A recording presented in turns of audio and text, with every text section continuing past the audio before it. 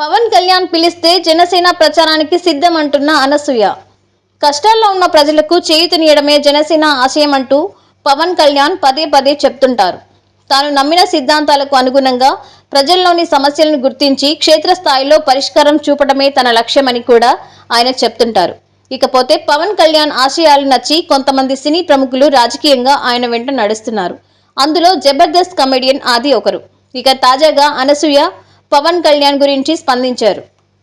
తనకు ఇప్పటి వరకు రాజకీయాల మీద పెద్దగా ఆసక్తి లేదని, కానీ పవన్ కళ్యాణ్ ఆశయాలు నచ్చాయని చెప్పారు.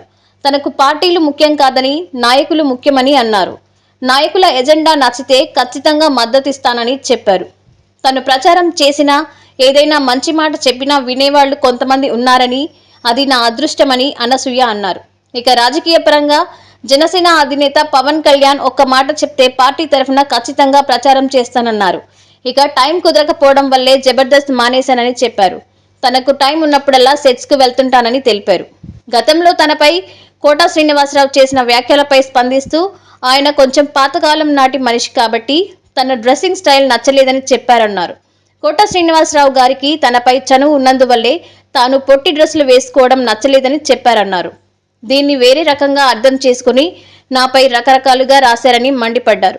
కోట గారంటే తనకి కూడా చాలా గౌరవమని, ఆయన నన్ను ఇంట్లో మనిషిగా భావిస్తారు కాబట్టి ఈ విధంగా స్పందించారని చెప్పారు.